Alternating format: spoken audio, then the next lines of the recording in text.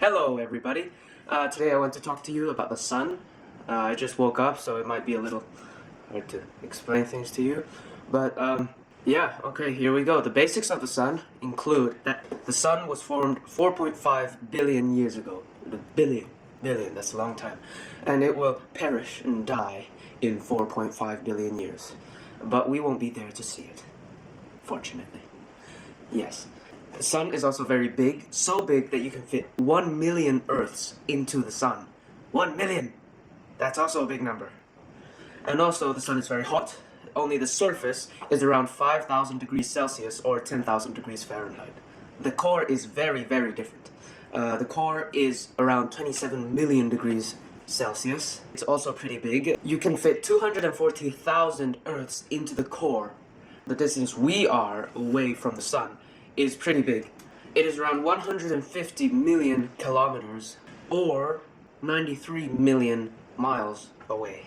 Hydrogen, as said earlier by my big brother, is when two hydrogen atoms fuse to make a new atom, called helium. And therefore, well, as you might know, helium does not have the same mass as two hydrogen atoms, so the lost mass becomes energy. And that's how fusion works in the sun. Every second in the sun, 600 million tons of hydrogen is fused into 595 million tons of helium. And where does the 5 million extra tons go? Well, that turns into energy. And so with that, we can kind of calculate that the sun generates 300 billion megawatts of power every second. That's more energy made in 1 second by the sun that has been used in the entire human civilization. Yeah. If all of sun's fusion were to happen all at once, it would burn everything to crisps, all the way to Alpha Centauri. And Alpha Centauri is 4.6 light years away from us. That's the distance that it takes light to travel in 4.6 years. The energy that's released from this fusion and this hydrogen transfer to helium, this energy needs to pass through 300,000 kilometers of super dense material.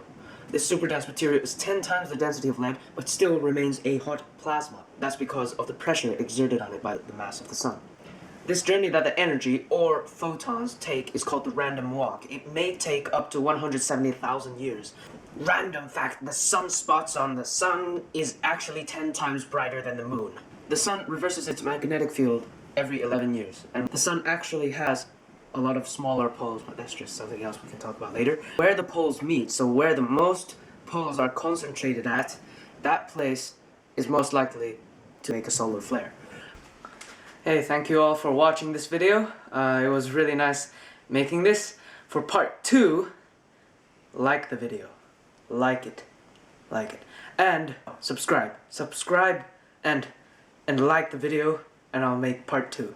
And tell your friends about how awesome science is. Yeah, science!